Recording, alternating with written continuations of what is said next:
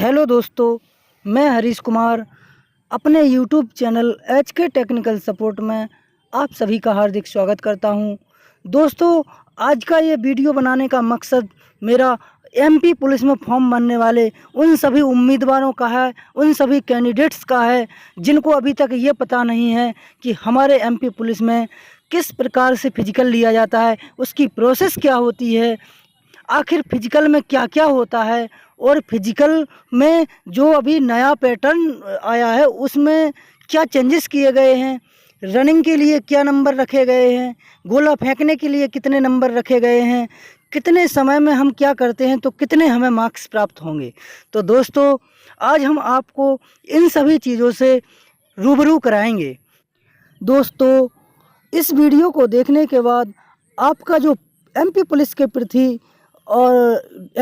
के प्रति रिटर्न और फिजिकल दोनों में जो कन्फ्यूजन है आज एकदम क्लियर हो जाएगा। बस आप इस वीडियो में शुरू से अंत तक बने रहिए। तो दोस्तों, मैं आपको ऑफिशियली वेबसाइट से नोटिफिकेशन डाउनलोड कर उस नोटिफिकेशन को खोलकर ही आपको बताऊंगा कि उसमें क्या प्रोसेस है, नोटिफिकेशन में क्या दिया गया है। जो नोटिफिकेशन में दिया गया है वही होगा, आप निश्चिंत रहें। और मैं गारंटी देता हूं कि इस वीडियो में आपको जो दिखेगा, जो मैं बताऊंगा, वो एकदम 100% सत्य होगा। तो चलिए दोस्तों, सबसे पहले हम ये देखते हैं कि वो नोटिफिकेशन हमें कैसे मिल सकता है। आप भी कोशिश कीजिए कि आप वो नोटिफिकेशन निकाल कर डाउनलोड करके स्वयं अपने आँखों से देखने की कोशिश करें। तो दोस्तों, चलिए शुरू करते हैं। सर्वप्रथम हम MPPEB की वेबसाइट को खोलेंगे जिसका वर्तमान में नाम MPESB हो रखा है। चलिए मैं ESB लिखता हूं और सर्च कर देता हूं।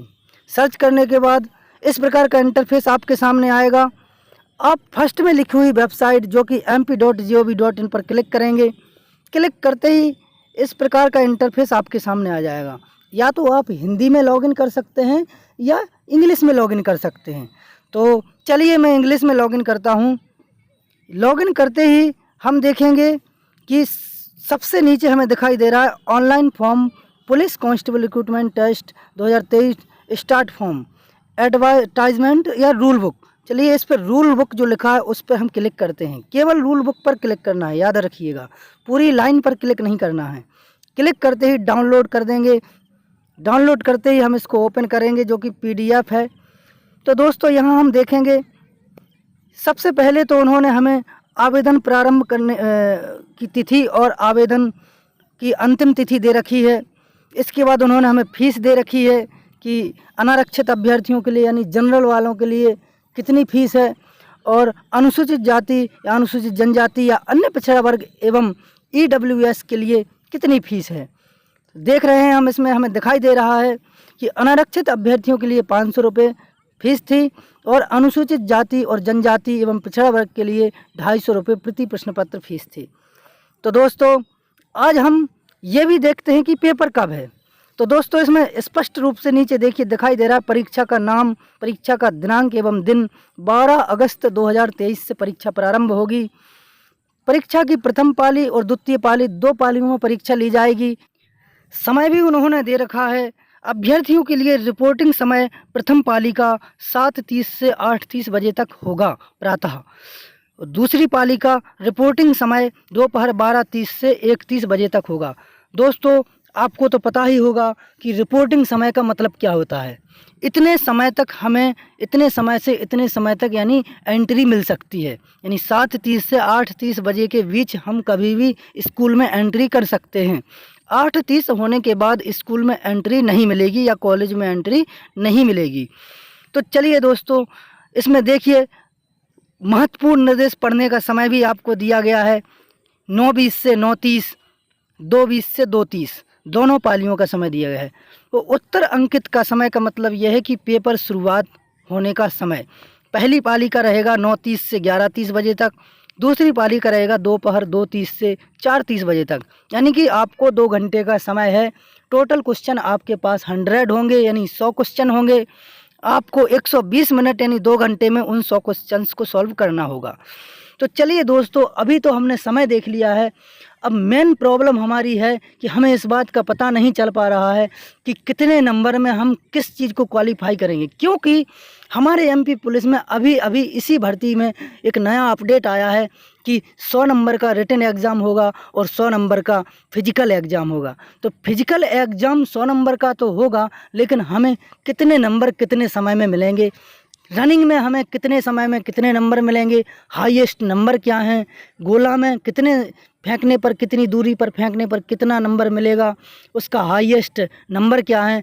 ऐसे ही लंबी कूद जो है 13 फीट जंप होती है मिनिमम से मिनिमम पास होने वाली, उसमें भी जो है कैसे हमें पता चलेगा कि हमारी लंबी कूद कितने नंबर की है। तो दोस्तों, मैं आपको पहुंचने से पहले ही वहां तक बता देता हूं कि आपका रनिंग में आपकी 40 नंबर की होगी टोटल।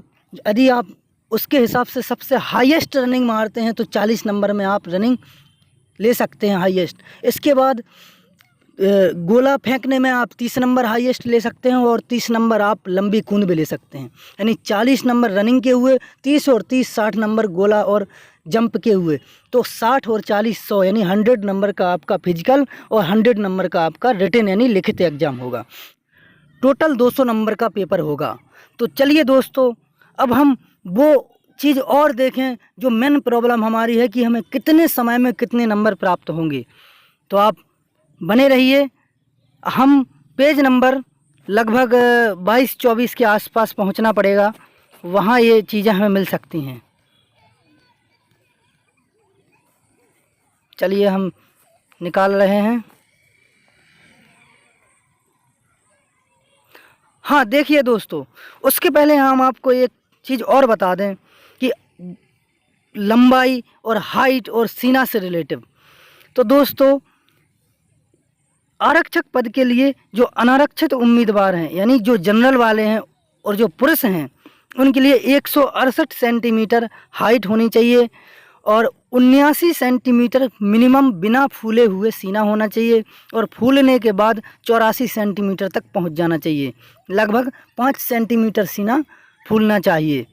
इसके बाद अन्य पिछड़ा वर्ग वालों को भी सेम प्रॉब्लम है, उनके लिए भी सेम नियम है। इसके बाद हम नीचे देखेंगे अनुसूचित जाति और अनुसूचित जनजाति। सबसे नीचे दिखाई दे रहा अनुसूचित जाति और अनुसूचित जनजाति 3 नंबर पर है। उसमें देखिए पुरुषों के लिए 165 सेंटीमीटर की ऊंचाई मांगी गई है और 79 से 84 सीना सेम रखा गया है। इसके बाद विशेष सशस्त्र बल में आप देखिए, विशेष सशस्त्र बल में आरक्षक विशेष सशस्त्र बल छोड़कर अन्य सभी संवर्ग। तो दोस्तों, इसमें एक और आप समझ नहीं पाए होंगे जो मैं आपको बता देता हूं कि जो मैं ऊपर बता चुका हूं ये केवल सशस्त्र बल के लिए है। सशस्त्र बल का मतलब होता है स्पेशल आर्म्ड फोर्स, SAF, जिसमें दोस्तों मैं स्वयं जॉब करता हूं। मैं स्वयं SAF में हूं। तो ये SAF वालों के लिए था। और जस्ट नीचे अन्य विशेष सशस्त्र बल छोड़कर यानी अन्य बलों के लिए सिर्फ 20 बल को छोड़कर यानी SAF को छोड़कर, तो देखिए उसमें पुरुषों के लिए 168 सेंटीमीटर की हाइट मांगी गई है और सीना 81 से 86 मांगा गया है। ये अनारक्षित के लिए भी है, अनुसूचित जाति के लिए भी है और अन्य पिछड़ा वर्ग के लिए भी है। तीनों के पुरुषों के लिए है और महिलाओं के लिए 155 सेंटीमीटर और सीना लागू नहीं का मतलब सीना नहीं मांगा जाएगा। महिलाओं का सीना का माप नहीं लिया जाएगा। नीचे देखिए इसमें लिखा है आरक्षक विशेष सशस्त्र बल छोड़कर अन्य सभी संवर्ग अनुसूचित जनजाति।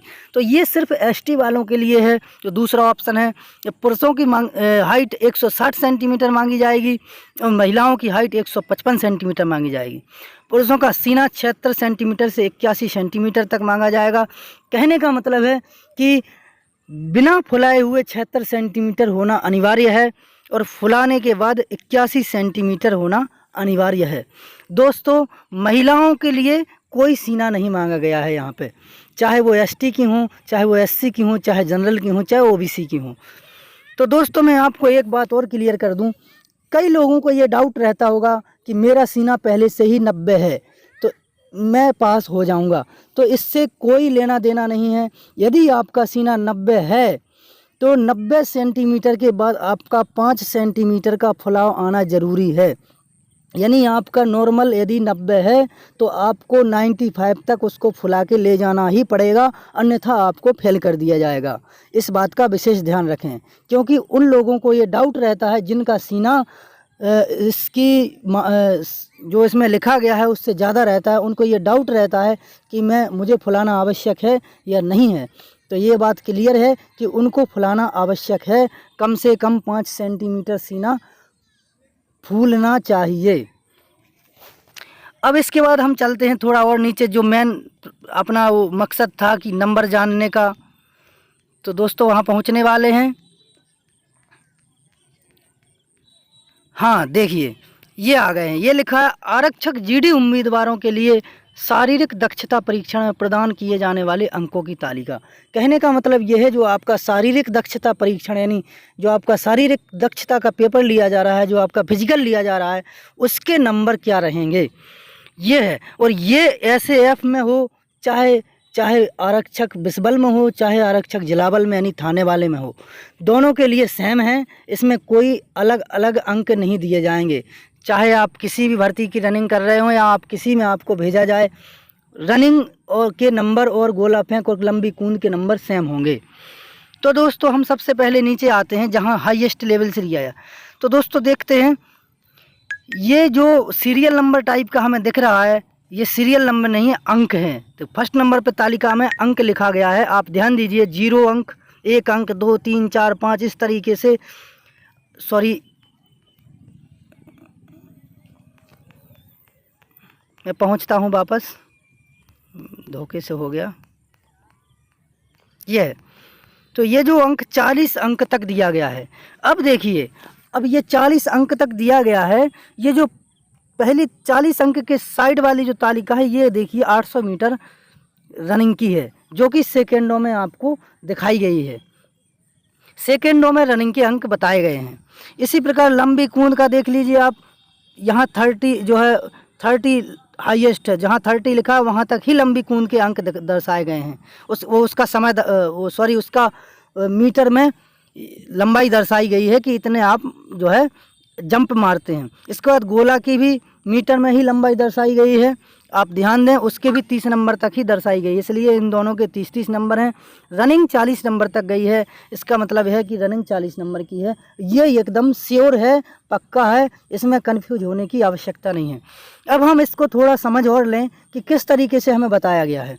तो दोस्तों इसमें सबसे नीचे लिखा है अधिकतम 40 अंक कब मिलेंगे, जब 124 सेकेंड यानी कि 2 मिनट 4 सेकंड यानी 124 सेकंड में 2 मिनट 4 सेकंड आते हैं। उससे कम में आप रनिंग निकालेंगे तो आपको 40 में 40 नंबर दिए जाएंगे।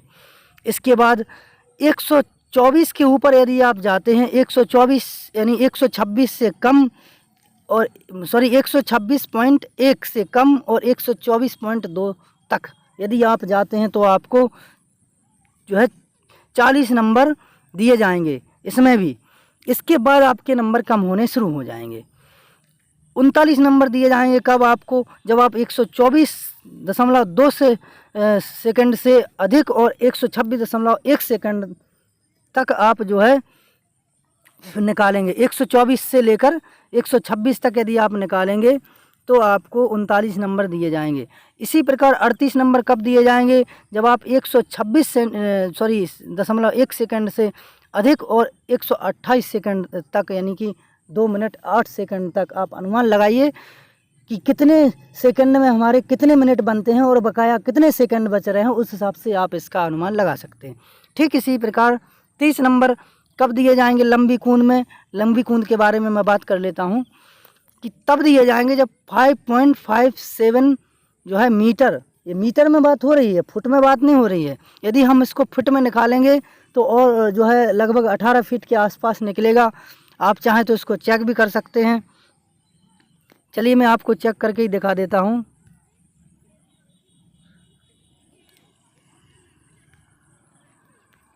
इसमें हम लिखेंगे मीटर टू फीट।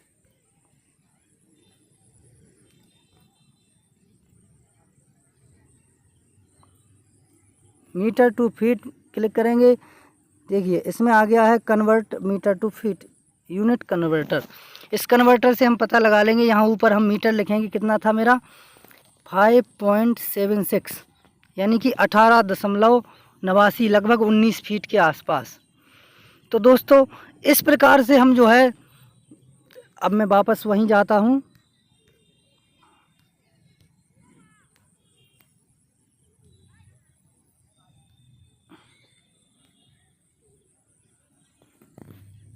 ये आ गए हैं वापस हम उसी जगह पे। इसी प्रकार जैसे कि मैं जो है मीटर में हमारा गोला फेंक, जो लास्ट में गोला फेंक दिया गया है ये उसमें भी हम देखेंगे 8.76 मीटर यदि आप गोला फेंकते हैं तो आपको 30 नंबर दिए जाएंगे। यानी मीटर में बात हो रही है, आप 8.76 मीटर को देखिएगा, 5.57 मीटर यदि 19 फीट हो सकता है तो 8.76 मीटर कितना होगा, आप अनुमान लगा लीजिएगा, लगभग 28-30 फीट के आसपास होगा। तो ठीक इसी प्रकार आप देख सकते हैं, जैसे कि यदि मुझे अब डायरेक्ट पता लगाना है कि मुझे रनिंग मेरी जो है मुझे 30 नंबर कम मिल सकते हैं, तो मैं देखता हूँ रनिंग की कॉलम में जाता हूँ, 30 नंबर ये लिखे हैं मेरे, चाहे रनिंग के हो चाहे गोला के हो, नंबर एक ही जगह लिखे हुए हैं। तो ये है 141.3 सेकंड अधिक और 143.2 सेकंड तक यदि आप निकालते हैं तो आपको जो है 30 नंबर दिए जाएंगे रनिंग में। यानी 141.3 सेकंड का मतलब यह है 60 दूना 120 और 21 में जो है सेकंड, 2 मिनट 21 सेकंड में आप निकालते हैं, 21 सेकंड और 3 पल्स में आप निकालते हैं तो आपको 30 नंबर दिए जाएंगे। तो इसी प्रकार आप जो है पता लगा सकते हैं, इसमें आप अपने हिसाब से देख लें कि आप कितना निकाल पा रहे हैं। तो दोस्तों यही मेरा मकसद था आज का, आप लोगों को इस चीज़ से रूबरू कराना, क्योंकि काफ़ी लोगों के मन में मैंने ये सब सवाल देखा है जिनको ये अभी तक पता ही नहीं था कि हमें जो मार्क्स का शेड्यूल दिया गया है वो क्या है। जो फिजिकल मार्क्स का शेड्यूल खासकर लोगों को बिल्कुल भी पता नहीं था। तो अब आपको, मुझे लग रहा है कि, आशा करता हूं कि आपको पता चल गया होगा। और यदि आपको ये मेरी वीडियो एकदम क्लियरली अच्छी लगी है, आपको पसंद आई है, मेरा समझाना आपको एकदम अच्छा लगा है, तो मैं आपसे रिक्वेस्ट करता हूं कि मेरे चैनल को सब्सक्राइब ज़रूर करें, ताकि मैं इस प्रकार की और भी कई वीडियो फॉर्म रिलेटिव लेकर या भर्ती रिलेटिव लेकर या टेक रिलेटिव यानी कि किसी भी मोबाइल की सेटिंग से रिलेटिव लेकर आपको दिखाऊं, समझाऊं, तो वो आप तक पहुंच सके और आप उसमें एक्सपर्ट हो सकें। तो दोस्तों इसी के साथ मैं इस वीडियो को समाप्त करता हूं। जय हिंद, जय भारत।